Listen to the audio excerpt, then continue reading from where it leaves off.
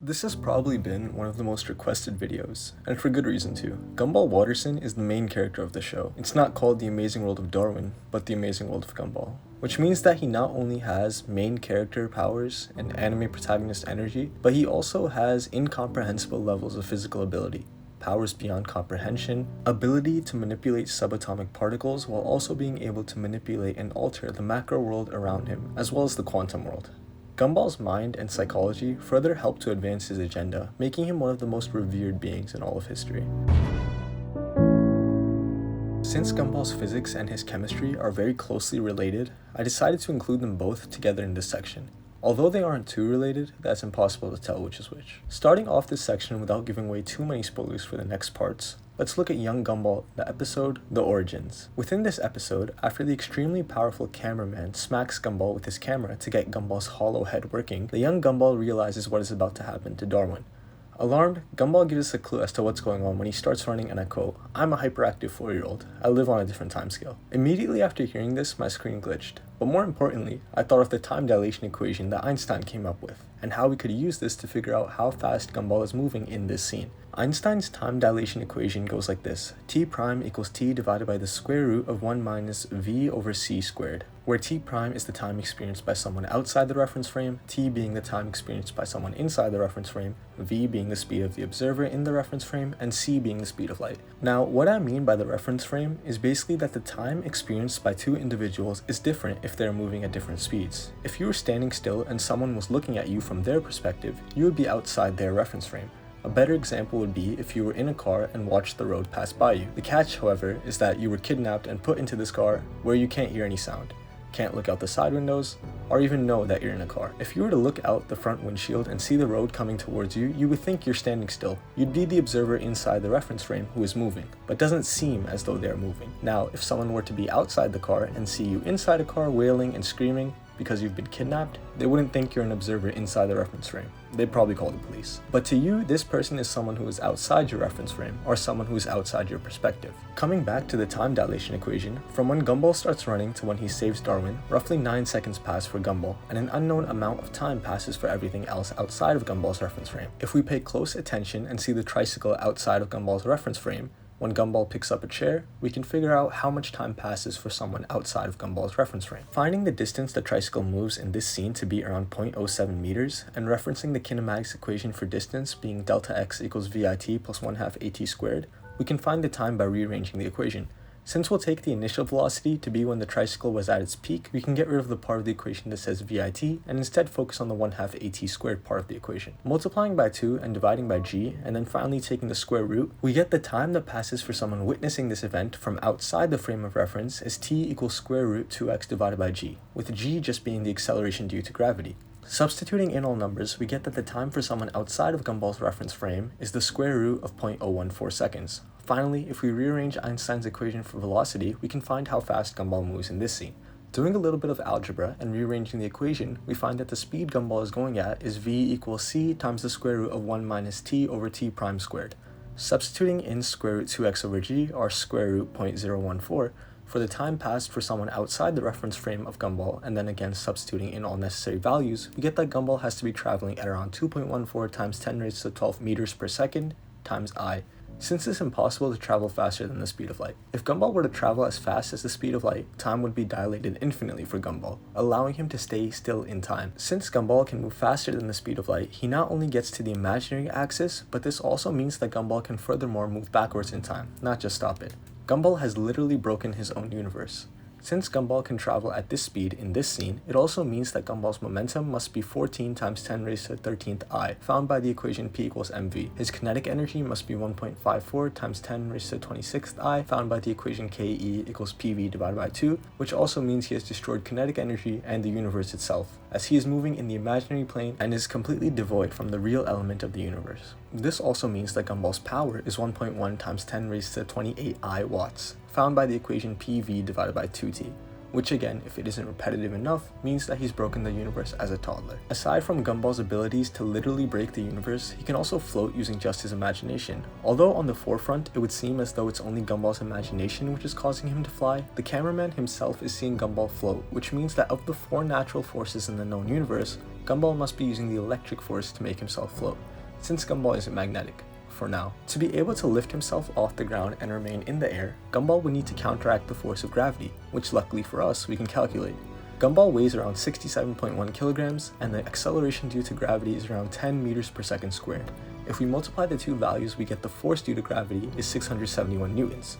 The force on a charged particle is defined by Coulomb's law, which is F equals kq0 times q1 divided by r squared, where k is Coulomb's constant, which is equal to 1 divided by 4 pi times epsilon naught. Q0 is the charge of one particle, Q1 is the charge on another particle, and r squared is the distance between the two particles. Since the only plausible object that could be charged is the carpet of the Wattersons, and the force acting on Gumball is known, we can rearrange the equation, F equals k times Q0 times Q1 divided by r squared, to figure out how much charge Gumball himself has. After rearranging the equation, we get that Q1, the charge on Gumball, is equal to F times r squared divided by k times Q0. Since we don't know the charge on the carpet itself, we can find it by finding out the charge from static electricity. Static electricity occurs when a carpet loses some of its electrons and gives it to a person. The charge the person has gained is the same charge the carpet lost, which in turn is also the charge on the carpet. However, the sign of this charge, whether it's positive or negative, is unknown, since the carpet can either gain electrons or lose them. If the carpet were to gain electrons, it would be negatively charged, and the person would be positively charged, due to the charge imbalance between protons and electrons, since charge is equal to the charge of all protons minus charge of all electrons.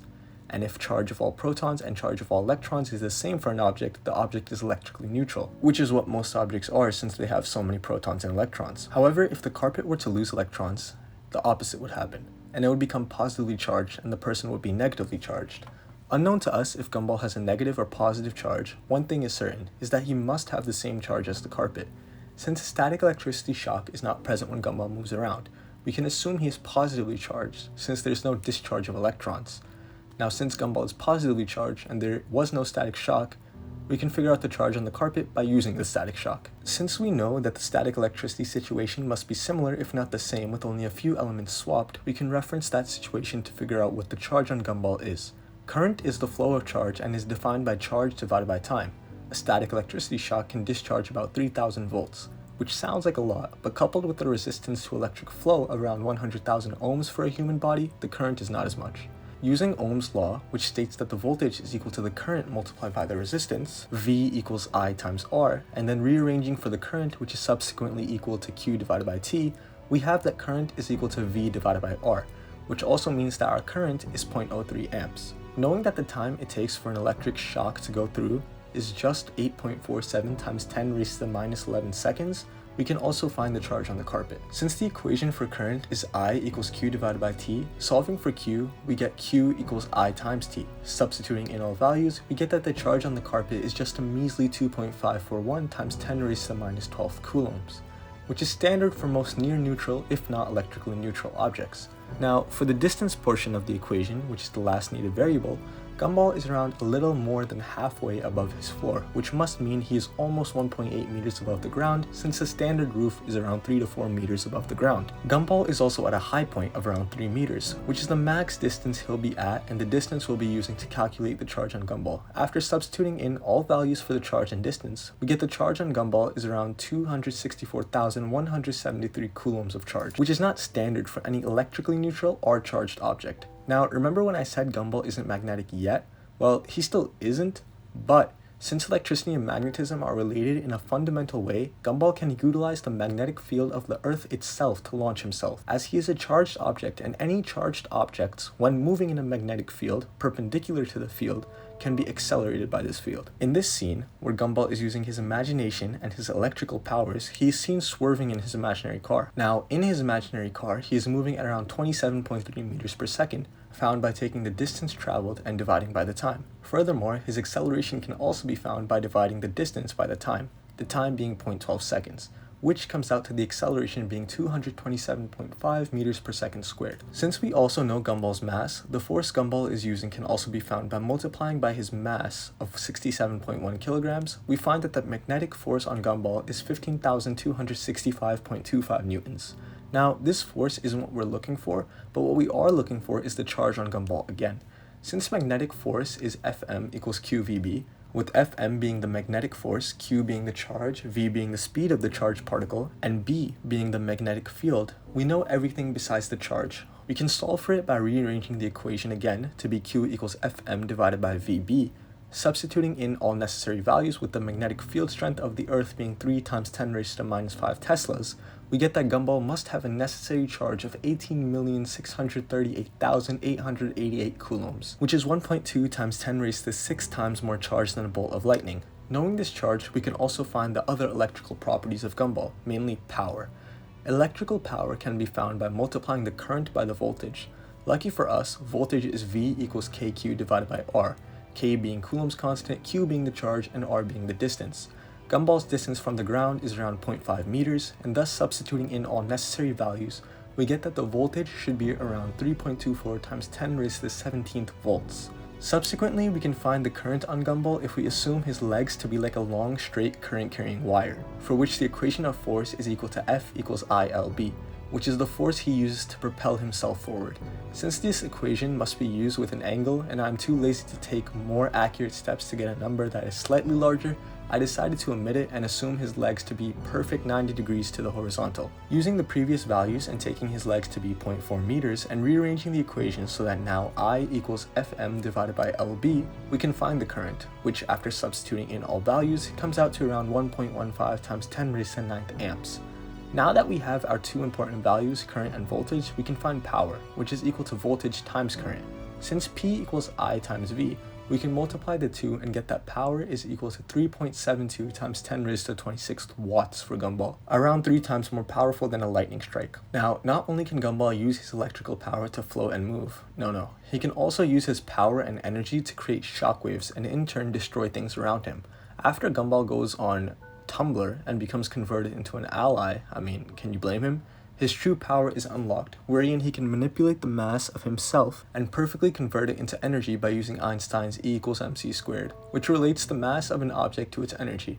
To release these energetic waves, Gumball would have to be giving up some of his mass. However, since he has perfectly mastered this conversion, he can do so easily, giving up just 5.8 times 10 raised to the minus 9th kilograms of his body's mass to create these waves. Now, to find out how much energy each wave has, we'd have to reference the energy of a photon equation, which states that E equals hc divided by lambda, where lambda is the wavelength of the color and h is Planck's constant, with c being the speed of light, if it wasn't already drilled into your head enough. The wavelength of such a color of blue is around 5 times 10 raised to the minus 7th meters, and substituting in all values again, we get that each photon must have around 3.96 times 10 raised to the minus 19 joules of energy. To find the energy for all photons, we'd first have to realize where a photon comes from. A photon is created when an excited electron is dropped down to a lower energy state, which then in turn emits a photon. The energy it takes to excite this electron is the same energy the photon has, which is concluded by the conservation of energy. Since we can find out how many electrons there are in Gumball's head using his mass, we find that there are around 1.34 times 10 raised to the 27th electrons that Gumball is exciting. Multiplying this number by the energy for a single photon, we can find the energy that Gumball emits in a single one of his waves, which is 5.3 times 10 raised to the 8th joules, which is the number we use to calculate how much mass Gumball is losing when we divide by the speed of light squared. Now, astoundingly enough, Gumball gives off around 3 of these waves, giving him a total energy used of around 1.5 times 10 raised to the 9th joules. Surprisingly enough, all of this energy is sent back to him through Kármán, and this is again because of the law of conservation of energy, and Gumball stating all his shame and energy are coming back to him. Gumball tanks this like a gigachad, and in the process eats all his 1.5 times 10 raised to the 9th joules of energy, and subsequently around 3.48 times 10 raised to the 9th watts. In true Gumball fashion, it wouldn't be complete without hurting someone other than himself, and as Gumball insults Darwin, he makes Darwin break the school wall. For an object to break a concrete wall like that, it would have to push on the wall with a force of around 20.5 times 10 raised to 6 newtons. Since the tensile strength of concrete is around 150 megapascals, and the cross-sectional area that is broken is around 4 meters squared, for Gumball to have his brother break this wall, he would have to have Darwin hit the wall with a force of F equals P times SA. And assuming Darwin remains in contact with this wall for just 0.001 seconds, which is how long a standard collision will last, Gumball would have to create an impulse around 2.05 times 10 raised to the 10th newton seconds, and subsequently, since impulse is equal to the change in momentum, and Darwin's initial momentum was 0, the impulse would be equal to the momentum itself, which is in this case Darwin's mass times his velocity.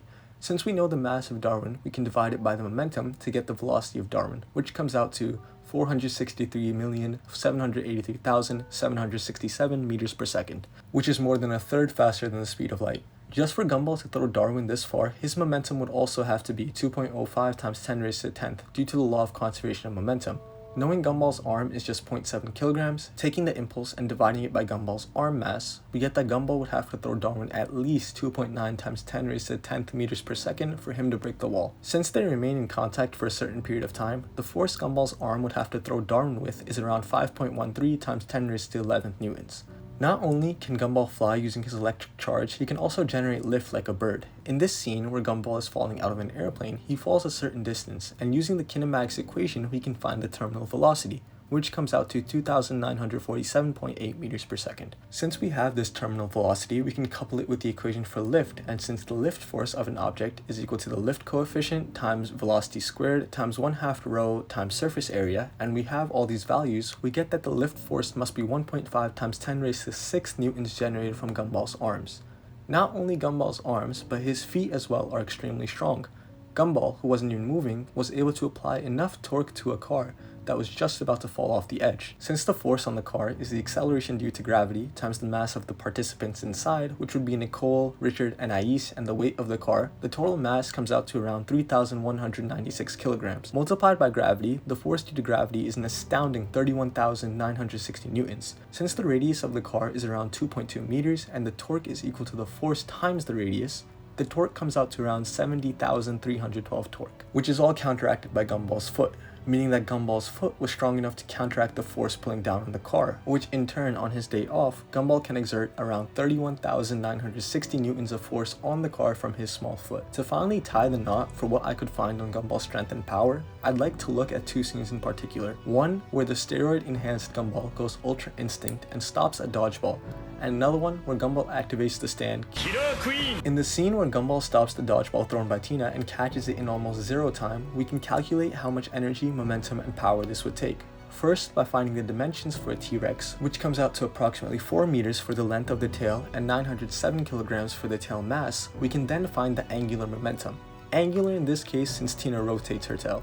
She rotates this tail around pi radians in about 0.24 seconds, which gives us a value of 13.06 radians per second.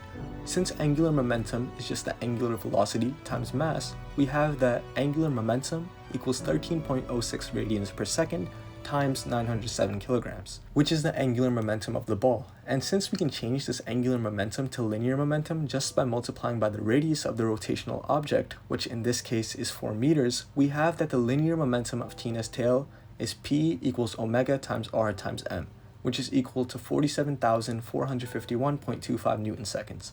Since Tina's tail stops moving after she hits the ball, this is the exact momentum that she gives to the ball itself, which, when knowing that a dodgeball is around 0.0095 kilograms, and furthermore knowing that momentum is equal to velocity times mass, P equals mv, we can rearrange for velocity by dividing by mass, which in this case is 0.0095 kilograms, which gives us the speed the ball is traveling at to be 499,518 meters per second. When Gumball catches this ball, it takes him around 0.04 seconds to stop it on the high end. Since F equals dp divided by dt, and the change in momentum is the final minus the initial, and the initial momentum is the momentum of the ball beforehand, which is around 49,951 newton seconds, and the final momentum is 0, we have that the force is equal to negative 49,951 newton times seconds divided by 0.04 seconds, which gives us that the force Gumball uses to stop the ball is 1.19 times 10 raised to 6 newtons in the opposite direction of the ball's velocity. Furthermore, we can calculate the force Gumball uses to send Tina flying by first looking at Tina and how fast she is traveling. It takes Tina around 0.16 seconds to go 5 meters, which means she's traveling around 31.25 meters per second. Tina's momentum is 127,562.5 newton times seconds, since her mass plus the dodgeball's mass is around 4,000 kilograms. Knowing this, the dodgeball would have to travel around 1,342,763.16 meters per second, after leaving Gumball's hand to make Tina fly like this due to the conservation of momentum. The initial momentum is just the momentum of the dodgeball, and the final momentum is the mass of the dodgeball and Tina multiplied by the speed they're traveling at, which gets us to the number mentioned above.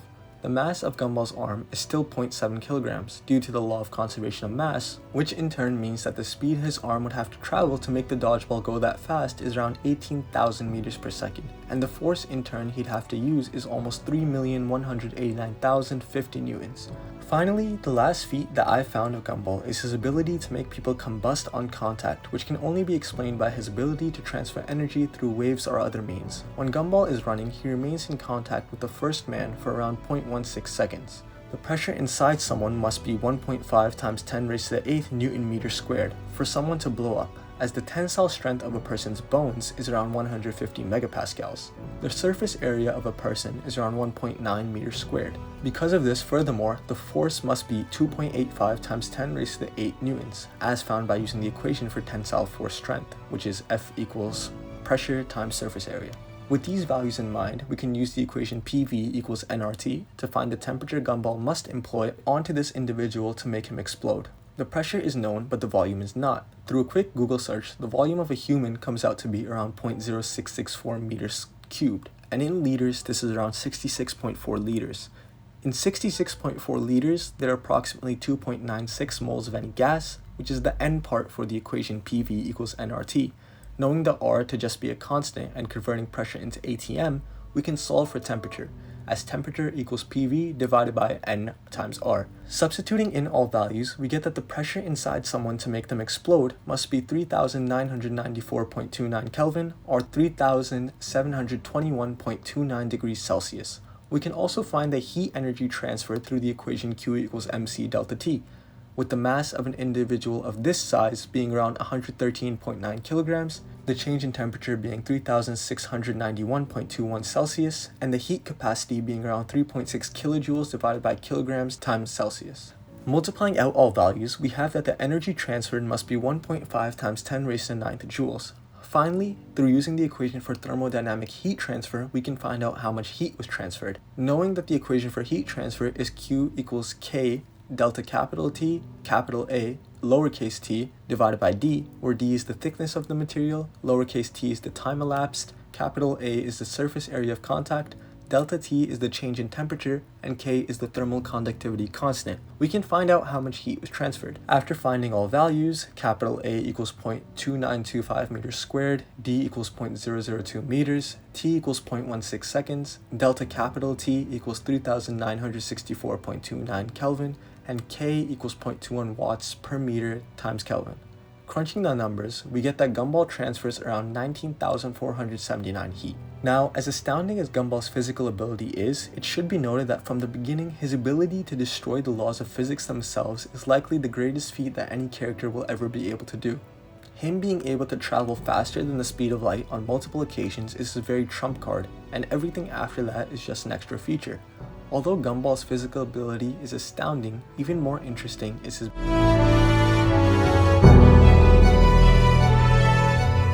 biology being the study of life and mainly how the mitochondria is the powerhouse of the cell, and biochemistry being the way minute particles interact with living organisms. Gumball Watterson's biochemistry and biology are not in any means average. Gumball is a being who can shift his own DNA and shape-shift as well, likely due to his PP gene. Gumball's biochemistry furthermore allows him to change his body's chemical properties, making himself more rigid or rubbery at will. Not only this, but Gumball can also, through neurological and technological modification, take the knowledge from whoever he wants, especially where he was able to do tung fu after being plugged into Tumblr. Gumball's cells are especially adept, with his mitochondria being much stronger than what is considered normal, his mitochondria being the place where chemiosmosis takes place, and in turn where ATP is produced as well, the powerhouse of the cell. With a normal human able to produce around 30 ATP molecules for each glucose molecule metabolized, Gumball would have to produce much more, either through his mitochondria being able to create more ATP, or the mitochondria working harder to more efficiently render the pyruvate molecules to create more ATP. Gumball's cells are also extremely powerful, with him being able to survive, having lost almost all his weight, in a scene where he is living in Mr. Brown's car, having no food or water. Gumball survives with almost zero damage despite, of course, his loss of weight and ability to function. What this means is that through his shape-shifting abilities, he was able to shrink down his organs and render his fat to almost zero, cutting down the weight of his bones and molecules entirely so that he could use those as a food source. making him capable of very short-term hibernation. Gumball and subsequently Darwin have also been seen being able to shapeshift into trash cans, and are of course using this for low-level camouflage. Being able to change your entire biological structure like this would not only require conscious knowledge of the atoms and molecules as well as the proteins and enzymes which are controlling your body, but will also require the ability to manipulate DNA, which we know Gumball can do. Through this, Gumball was able to change into inanimate objects and blend in, instantly changing his body's molecules and turning them into something which would allow him to be like an inanimate object, able to blend in with the background around him. Gumball cannot change the color of his body, which would hint at the molecules themselves not all changing, but rather just reforming into, say, more unsaturated rather than saturated fats, which allow for more flexibility. Coupled with Gumball's ability to change his molecules, his ability to perfectly convert his mass into energy, whether it be kinetic or heat energy, is also a part of his biology, owing to the fact that there is some mechanism which allows him to consciously alter the universe and as well as his own body to perfectly change the mass and molecules of his own body into energy, which allows him to blow people up. What this means is that the food Gumball is eating is perfectly converted into energy, with his extremely efficient lysosomes allowing him to digest molecules and energy without the need for other things that us normal people would have to deal with. Gumball's abilities can also be explained by his cells being able to manipulate and create DNA in the ribosomes, which allow him to consciously manipulate his genetic structure as well as atomic structure.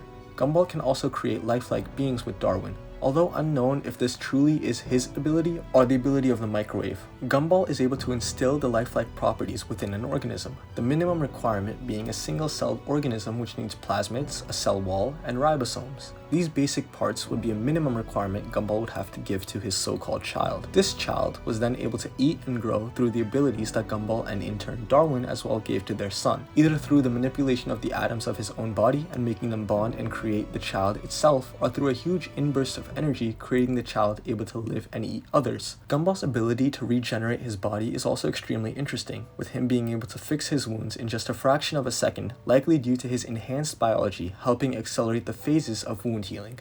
Gumball and subsequently Darwin as well are able to survive being in radioactive waste for a while and also live with no perceived side effects.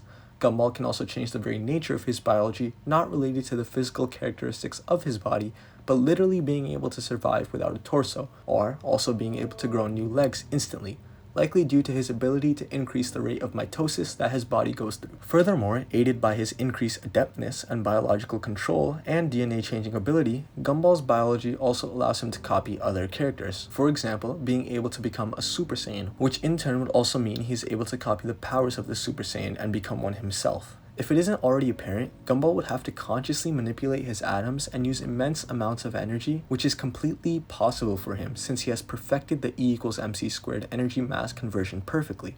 Although Gumball's biology is very impressive, it is somewhat redundant to continually talk about how he can perfectly convert energy to mass, consciously change his own biological atoms, and in turn change his atoms such that he is able to create a property that is either more rigid or more flexible in nature, so that he can use this for whichever situation may arise. Gumball's insane strength of his cells, able to emit huge amounts of energy as well as keep him alive for a long period of time through eating himself to a point where less than a fraction of a gram is remaining for his total mass, it's very accurate to say Gumball's biology and biochemistry are no laughing matter. But instead, let's explore the nature of his mind and what causes him to be such a powerhouse of a being. Let's go into Gumball's. Psychology is the study of the mind and how it interacts with the environment, a very gray field which does not have much objectivity to it, but is left to the hands of the observer. Important psychological abilities and events for Gumball, which in turn shape his very personality, would be the disappearance of Darwin and how he was brought up.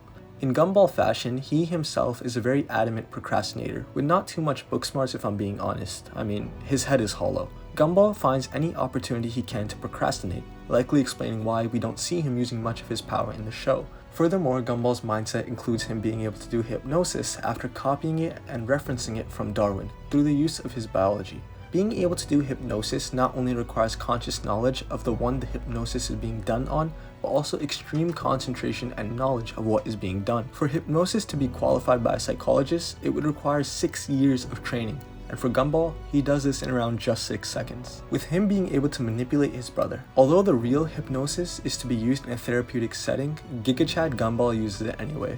Furthermore, deeper analysis of the psychology of Gumball reveals his increased attraction to risk-taking, which puts him above the pack. When Darwin almost takes over the world, Gumball's ability to ignore the safety hazards posed by many things and in turn consciously choose to instead focus on the dangerous aspect of life saves him from brainwashing, which can only be credited to his brain's ability, or disability, to ignore safety and prioritize fun and enjoyment, as well as prioritize being lazy over the well-being of his own body and school life. This is consistently seen, for example, when he lets Clayton take his punishment, showing that Gumball will also take the path most beneficial to him, regardless of how it may affect others. This would of course only apply to anyone outside of his, as Dom Toretto would say, family. Gumball's high prioritization of his family over all else is also a key factor in his strength and his biology. Furthermore, his love of family owes to his psychology as well. Gumball's psychology also shows a passion for leadership and politics, with Gumball constantly wanting to rule the world or be president of the world, showing his narcissistic personality further enforced in an episode where Darwin, the other psychologist, analyzes his brother. Gumball's ability to lead people regardless of whether it's in a good path or not shows his confidence and charm, as well as his ability to get to the top regardless of what it may take. Finally, looking into the basic psychology of Gumball, we can look at his personality itself, showing a mix of type B and type A personality traits, more heavily leaning towards type B. In the episode where Darwin is Gumball's psychologist attempting to find the root to all the problems Gumball faces, Gumball can literally bring out all his emotions, owing to his enhanced biology and showing Darwin the literal cause of his angst. Gumball's ego is so huge that it takes over almost all of his personality, with, as we see in this episode, almost destroying the Wattersons' house, as the ego is the primary and key characteristic of Gumball, where if he has his ego hurt, he can change into a different beast altogether, a characteristic which ties into Gumball's split personality. Gumball has a split personality, mainly being controlled by his ego, where if there is a threat to his ego and he wants to succeed, the ego will take control of Gumball, and in turn create something of a split personality, where Gumball's ego will control him, altering his mind and body itself, as seen by his jealousy of Leslie talking with Penny, which was a jab to his huge ego. Furthermore, apart from the basic psychology of Gumball, he sees things the way he wants to see them, regardless of what they may really be like. This can either be a characteristic of a schizophrenic personality, or even more likely just his wants and desires to ignore the reality of this world and live in his own bubble. Many times this can be seen by his own mind unconsciously blocking out things in the real world and replacing them with things he may consciously be thinking of. Examples of this would be how he sees Penny in his own vision doing the things he wants, such as perfect landing and blocking out the tragedy of the fall and the rain as well. Gumball also in another episode was able to block out the entire world and bring darkness into his life, which can either be explained through his split personality being at conflict with his main personality, or rather Gumball himself unconsciously creating the world he desires through his own wants and world vision. As a side note, Gumball and Darwin as well, but mainly Gumball, can also shape the world in a literal sense, and his own world vision, as seen by getting into the fast food industry and in turn becoming one of the highest executives, gaining a mansion and fame in the process, all as a side quest going to show the strong nature of his mind and his somewhat antisocial personality, a personality which is able to conquer the world, basically the sigma male 10 raised to 10 raised to 10 repeating alien mindset. Apart from the literal psychology and nature of Gumball, he can also manifest things with his mind, literally being able to think of something and in turn have this psychological effect on his parents and brother as well as those around him. This can especially be seen, as many of you have said, in their Jumanji-like game Dodge or Dare, where Anais literally felt the heat of the ground, which can be attributed to their ability to manifest physical, real things using just their psychological minds, either through Gumball's use of his insane physical and biological power, coupled with changing the chemistry of the land through just his mind, or literally altering the minds of those around him to have a similar outlook on the world as him, and seeing the world the way he does. Gumball has previously changed the world to his image, either literally through becoming a business mogul or creating a world of his own in his mind. Gumball's psychology is interesting and astounding to look at, but apart from this, we should also take a brief look at Gumball's.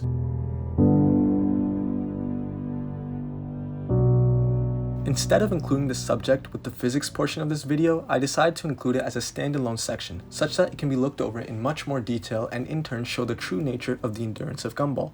At the peak of this ability, Gumball can endure the entirety of the universe's energy from the Big Bang. Gumball can absorb almost 10 raised to 68 joules of energy, which would also simultaneously mean that he could absorb and take all the energy in the universe. Just to put in reference, the number 10 raised to 68 is so large that it doesn't fit on the screen. a 1 with 68 zeros after it. Gumball's endurance and ability to take lots of damage are not only reflected as when he survived the Big Bang, but also in many other scenes. Although I did not include much math to go into these, it can be assumed that these feats are on the magnitude of 10 raised to the x, with many events he survived being the school blowing up and sustaining minimal injuries, tanking all the energy he threw at Carmen and tanking it like a Giga Chad.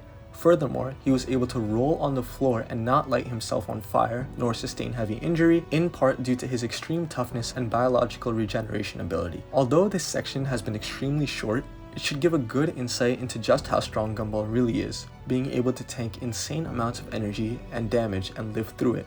Apart from the physical and mainly scientific aspects of Gumball's abilities, there are also many things he can do which cannot be explained well by the 3 natural sciences. An obvious example of this would be his Now, although I did say that this couldn't be explained by the 3 natural sciences, there is some physical aspect to this connection, with Darwin and this connection's strength. The only problem is that I myself cannot explain it in depth due to the math that is required to describe a wormhole. Like, look at this, what the is this? Now, aside from this, I can try my best to characterize it in a non-mathy way. A wormhole is a connection between 2 discrete points in space that can be traveled through possibly faster than the speed of light. Gumball and Darwin's connection is reminiscent of a wormhole, with the 2 being able to communicate through their emotions and Gumball making Darwin evolve indirectly. The connection the 2 have is extremely strong, with Gumball able to send small energy packets Darwin's way, which allowed Darwin himself to evolve. As per the comments in many of the videos on this series, it is totally possible that Gumball is sending energy Darwin's way, and is in turn the very cause of the extreme power that Darwin has, which would explain the extreme similarity Darwin has to Gumball, like Darwin also being able to go Super Saiyan and have properties which allow him to change his biology as well.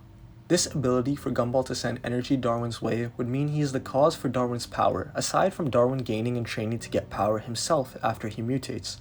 What this means is that Gumball is a being on an order many times stronger than what most might think, being able to deliver and send energy packets to Darwin, with their connection only getting stronger through the power of friendship that the 2 share. What this means is that Gumball has created a wormhole using his insane energy and linked this wormhole to Darwin and his connection, with Darwin being the key to all this, similar to some other characters who have main character energy and anime protagonist powers. With all this in mind, Gumball can send packets of energy to Darwin, essentially cloning himself and doubling his strength by creating a friend to fight alongside with him, who has all the powers of Gumball, as Gumball has shared his strength with Darwin, although not allowing Darwin to surpass him. With Gumball having extremely super speed beyond the speed of light, he has shared his energy for Darwin to create his own powers, such as Darwin's Super Scream. With all this in mind, Gumball is a being who is extremely powerful on the magnitude of 100 raised to the x. Aside from all this power, there are also some notable attributes and strengths of Gumball which I should mention.